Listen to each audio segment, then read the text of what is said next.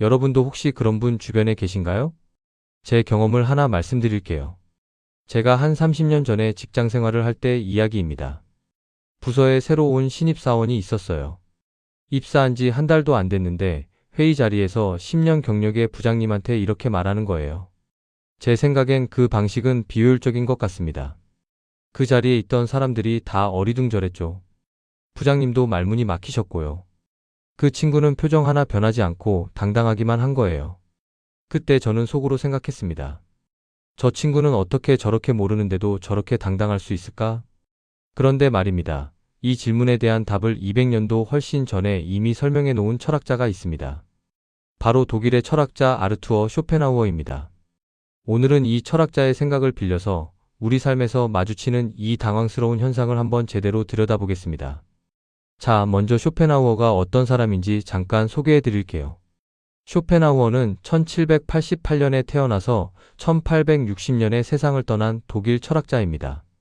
제가 살아온 세월보다도 훨씬 오래된 분이시죠. 이분은 살아생전에 굉장히 비관적인 철학자로 유명했어요. 세상이 고통으로 가득 차 있다고 봤던 분입니다. 그런데 재미있는 건 그 비관적인 시선 덕분에 인간의 본성을 매우 날카롭게 꿰뚫어 봤다는 점이에요. 그분이 한 말 중에 오늘 핵심이 될 말이 있습니다. 지성은 의심을 낳고 어리석음은 확신을 낳는다. 이 말 처음 들으시면 좀 의아하실 수 있어요. 보통 우리는 확신 있는 사람이 리더십이 있다, 자신감 있게 말해야 한다는 말을 많이 들어왔잖아요. 그런데 쇼펜하우어는 반대로 말합니다. 확신이 강한 사람일수록 어리석을 수 있다고요. 이게 무슨 뜻인지 차근차근 풀어보겠습니다. 쇼펜하우어의 이야기를 이해하려면 먼저 이걸 생각해 봐야 해요. 왜 많이 아는 사람은 오히려 더 조심스러울까? 제가 아는 의사 선생님 한 분이 계세요. 30년 넘게 내과를 하신 분인데요. 그분한테 건강 관련 질문을 드리면 항상 이렇게 말씀하세요. 이건 좀 더 검사를 해봐야 알 수 있어요. 단순하게 판단하기 어렵습니다. 처음엔 제가 좀 답답했어요. 30년 경력이면 그냥 딱 봐도 알 것 같은데 하고 생각했죠. 그런데 나중에 깨달았어요. 그분이 그렇게 말씀하시는 이유가 있었어요. 의학이 얼마나 복잡한지 아시기 때문에 함부로 단정 짓지 않으시는 거였습니다. 반면에 유튜브 건강 영상 하나 본 분들은 어떻습니까? 그거 먹으면 무조건 낫습니다. 그건 절대 먹으면 안 됩니다. 아주 단호하고 확신에 차 있죠. 왜 그럴까요? 아는 것이 적으면 세상이 단순해 보이기 때문입니다. 복잡함을 모르니까 쉽게 결론을 내릴 수 있는 거예요. 예외가 있다는 걸 모르니까 예외를 고려할 필요가 없는 거고요. 반론이 있다는 걸 모르니까 반론을 걱정할 필요도 없는 겁니다. 마치 제가 어렸을 때 바둑을 처음 배웠을 때처럼요. 처음 바둑을 배울 때는 규칙만 알면 이건 이렇게 두면 이기겠다 싶었어요. 그런데 조금 더 배우고 나서는 오히려 모르겠는 거예요. 경우의 수가 너무 많아서요. 바둑 고수들은 한 수 두기 전에 수십 수를 읽는다고 하잖아요. 그래서 오히려 더 신중한 겁니다. 쇼펜하우어의 말이 바로 이겁니다. 아는 것이 많을수록 세상이 얼마나 복잡한지 알기 때문에 더 조심스러워진다. 그래서 역설적으로 가장 크게 확신하는 사람이 가장 모르는 사람일 수 있습니다. 자, 이제 우리 일상으로 가볼게요. 이런 분들 주변에 한 분씩은 꼭 계시지 않습니까? 첫 번째 유형. 뉴스 기사 하나 읽고 경제 전문가가 된 분입니다. 요즘 경제, 내가 다 알아. 이렇게 되면 저렇게 되는 거야. 기사 하나, 유튜브 영상 하나로 경제 전체를 파악하셨습니다. 두 번째 유형. 건강 유튜브 영상 몇 개 보시고 의사가 되신 분입니다. 그거 먹으면 안 돼. 내가 영상에서 봤어. 암에 걸려. 수십 년 공부한 의사 말보다 유튜브 영상이 더 확실합니다. 세 번째 유형. 주식 조금 해보시고 투자 고수가 되신 분입니다. 내가 이번에 이 종목 봤는데 이거 무조건 오른다니까? 한번 맞추셨으면 이제 전문가이십니다. 여러분, 이 이야기 들으시면서 혹시 누군가 떠오르시지 않습니까? 쇼펜하우어는 이 상태를 뭐라고 불렀냐면요. 바보들의 낙원이라고 불렀습니다. 참 표현이 직설적이죠? 이분이 원래 좀 독설가이셨거든요. 이 말의 뜻은 이겁니다. 자신이 얼마나 모르는지를 모르기 때문에 오히려 행복한 확신 속에서 산다는 겁니다. 사실 어떻게 보면 그분들은 행복할 수도 있어요. 모르는 게 없으니까요. 의심할 필요가 없으니까요. 걱정할 게 없으니까요. 그게 낙원이라는 겁니다. 무지의 낙원. 그런데 문제는 그 확신이 다른 사람에게 영향을 줄 때입니다. 잘못된 건강 정보를 가족에게 강요할 때, 근거 없는 투자를 권유할 때, 틀린 이야기를 사실인 양 퍼뜨릴 때, 그때는 낙원이 아니라 위험이 됩니다. 자, 이제 쇼펜하우어의 이야기 중에서 제가 가장 충격적으로 받아들였던 부분을 말씀드릴게요. 아까 말씀드린 것보다 더 무서운 사실이 있습니다.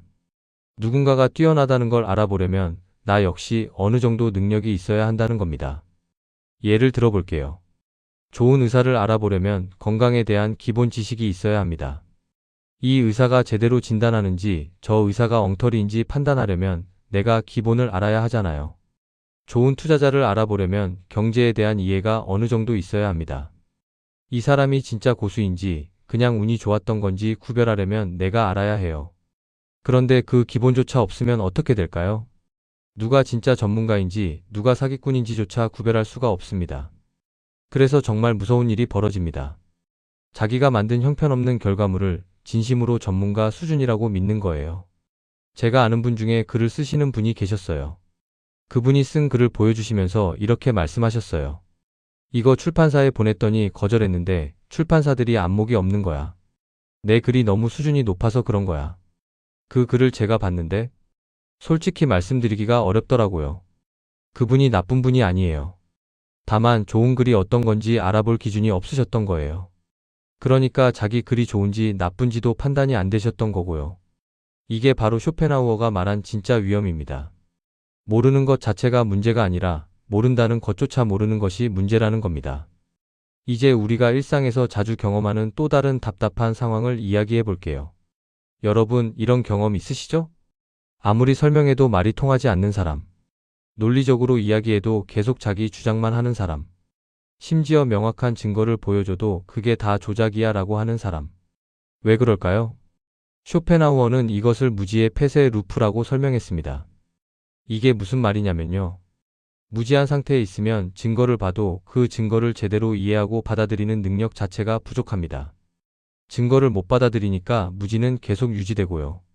무지가 유지되니까 다음에 증거가 와도 또 못 받아들입니다.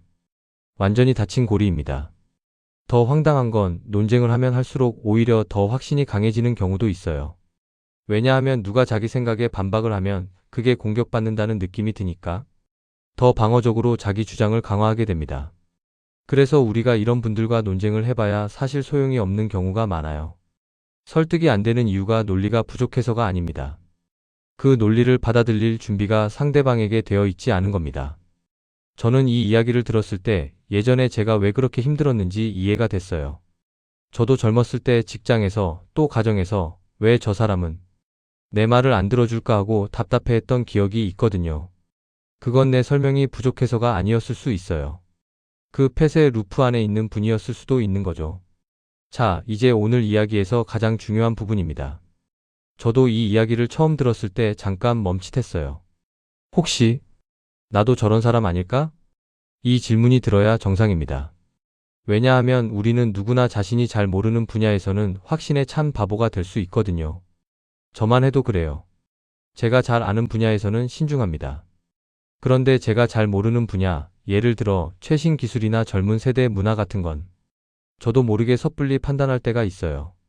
요즘 것들은 이런 말 저 포함해서 우리 세대가 가끔 하잖아요. 정치 이야기, 건강 이야기, 주식 이야기. 우리는 종종 확신을 먼저 가지고 이유를 나중에 찾습니다. 결론을 먼저 내리고 근거를 나중에 붙이는 거예요. 이걸 아는 것 자체가 이미 한 발짝 나아간 겁니다. 그렇다면 쇼펜하우어가 말하는 지혜로운 사람은 어떤 사람일까요? 그분은 이렇게 말했습니다. 지적인 사람은 끊임없이 자기 자신을 의심한다. 이런 질문을 습관적으로 한다는 거예요. 내가 틀렸을 가능성은 없을까? 내가 모르는 게 있지는 않을까? 반대편 이야기는 뭘까?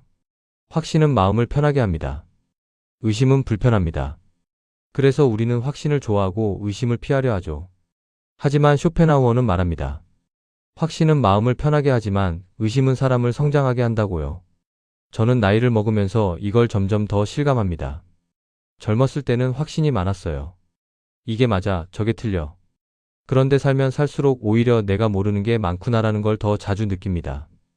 처음엔 그게 좀 불안했는데 지금은 그게 오히려 성장의 증거라는 걸 압니다. 자, 오늘 이야기를 정리해 드릴게요. 쇼펜하우어는 말합니다. 가장 지혜로운 사람은 모든 것을 아는 사람이 아니라 자신이 얼마나 모르는지를 아는 사람이다. 혹시 오늘 이 이야기가 조금 불편하게 느껴지셨나요? 그렇다면 그건 아주 좋은 신호입니다. 왜냐하면 지성은 항상 확신보다 의심을 선택하기 때문입니다. 오늘 여러분께 한 가지만 부탁드릴게요. 오늘 여러분이 가장 확신하는 주제 하나를 떠올려 보십시오.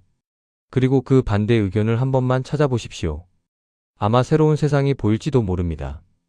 오늘 영상이 마음에 드셨다면 화면 아래 엄지손가락 버튼 한 번만 눌러주세요. 그리고 다음에도 이런 이야기 듣고 싶으시면 구독 부탁드립니다. 여러분 덕분에 제가 계속할 수 있습니다. 감사합니다.